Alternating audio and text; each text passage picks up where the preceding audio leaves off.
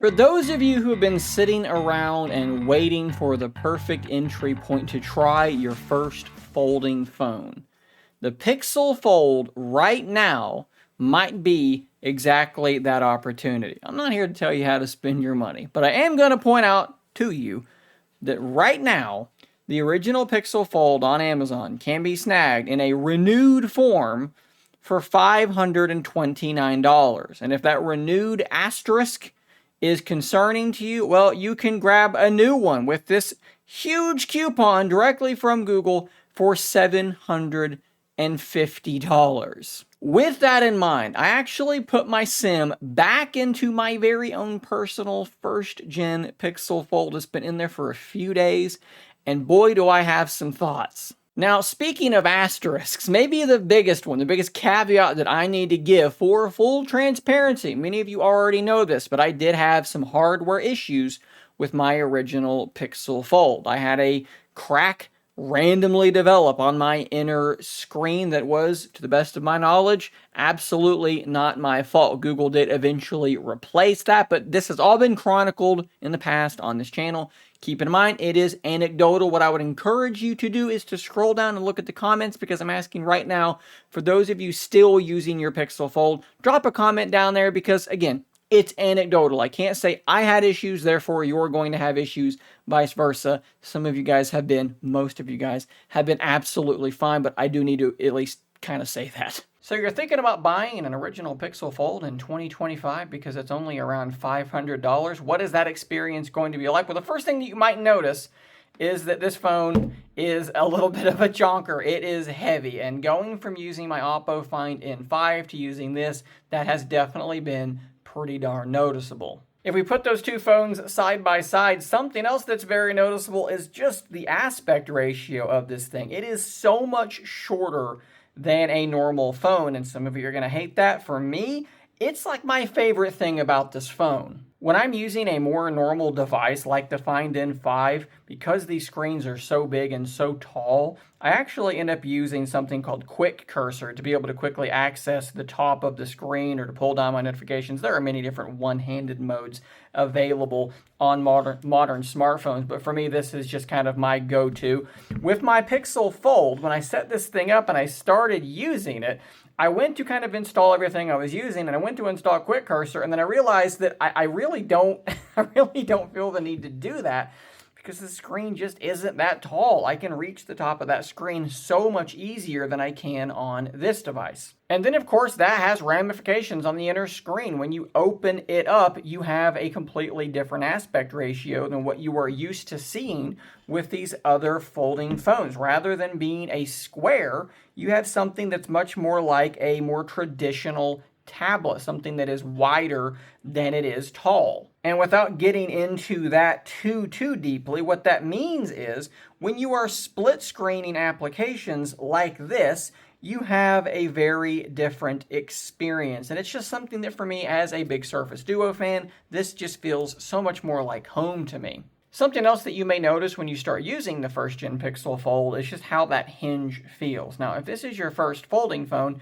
probably not going to notice a whole lot, but compared to newer folding phones, it just does not feel quite as good. A lot of companies now have moved to this sort of design where it kind of snaps open once it goes so far. We're not doing that here, and because of that, if you look very closely, this phone is not completely flat how it's open. You can put just a little bit of pressure to get the rest of the way there, but typically, whenever you open this thing up and you don't put that extra pressure, you're going to be just a hair in from being totally flat. Not a big deal, but it is something that I think is worth noting. One thing that I definitely did notice that was positive, though, is that when I go to play music or any sort of audio out of this device, again, coming from the Oppo Find N5, man, oh man, are the speakers just flat out better. These speakers are just lackluster, and these are pretty darn solid. Quick shout out to the wider than it is tall aspect ratio, triggering the dual panel layout in YouTube Music. Absolutely love that. And yes, I know you can get that on this device by rotating it, but you don't have to rotate it here, and I think that's better. Here's a fun fact. When Google went from Pixel Fold to Pixel 9 Pro Fold, they really didn't upgrade the cameras at all. In fact, in some ways, the camera hardware on the original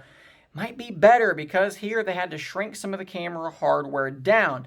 bare minimum, they're very, very similar. So you're not getting this massively downgraded camera system. Now, I will say the software and probably the image signal processing on the 9 Pro Fold does end up giving you a little bit better camera performance with the telephoto and in video with reduction of grain. Still in 2025, this is a solid camera setup for a foldable. There are things about my Oppo Find N5 that I prefer, like that tele macro, but shot for shot, just normal photography, you should be absolutely fine with the first gen Pixel Fold. While it's true that this device, compared to newer Pixels, is missing a couple of things, like Pixel Studio, like Reimagine and Magic Editor, or the more advanced Face Unlock, it is shocking how much better this phone has gotten since launch. Guys, when this phone first came out, you could not force an application to stretch across the entire screen if it did not want to.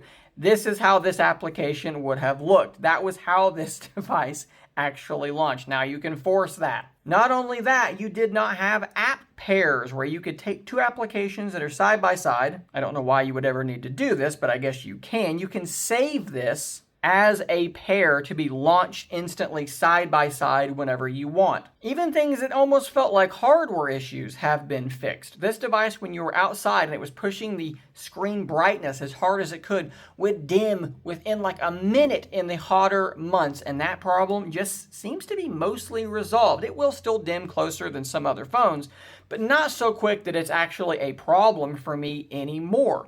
And then there's even more than that. Like I mentioned, we don't have Reimagine inside Magic Editor, but that's not to say that we don't have Magic Editor, which is something that they launched with the Pixel 8. This is an AI-based image editor that can allow you to do a lot of crazy stuff. And of course, they added Circle to Search as well. This thing has picked up, again, like I said, so many features. Gemini Live with video. The animations have been improved. And guys, right now, I'm running the Android 16 QPR1 beta. And what that means is I've got this entirely fresh new interface with all of these different animations that just look so nice and so smooth. This feels, even to me, someone who daily drove this thing for a long time, it feels like a brand new device. There are no performance issues, there are no hitches, there are no stutters, and you're still going to get several more years of software updates on it. Now look, this is running the Tensor G2, which is beginning to be a little bit long in the tooth, and it was never a particularly efficient chip.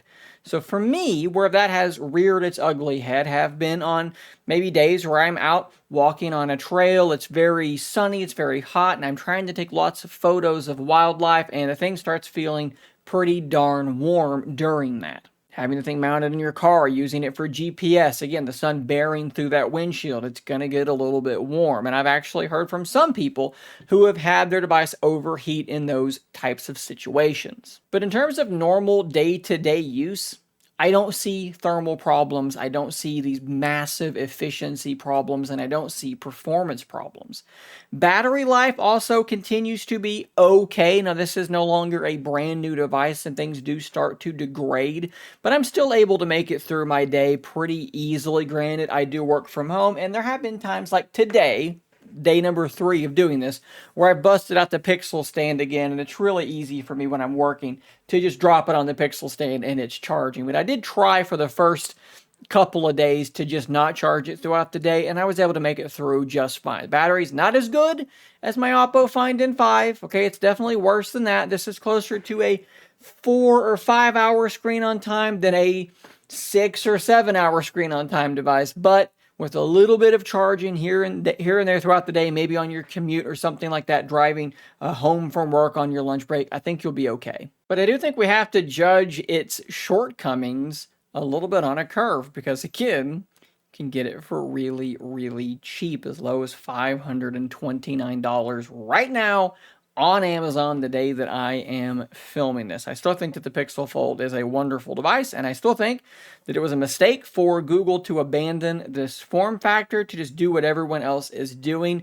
This is what draws me to this device, and it has been, honestly, a joy to use for these last few days. Again, I am not giving you advice on how to spend your money. I am simply giving my evaluation of the device, and I'm telling you that you can get it for pretty darn cheap. It is up to you to determine if that matters to you or not. Thanks for watching. Please do give some feedback in the comments down below. Those of us that have used the Pixel Fold since it came out, give some feedback on how your device is holding up in terms of hardware and software, because that will be helpful for people trying to make that kind of decision as well. Subscribe for more content like this, and until next time, stay nerdy, my friends.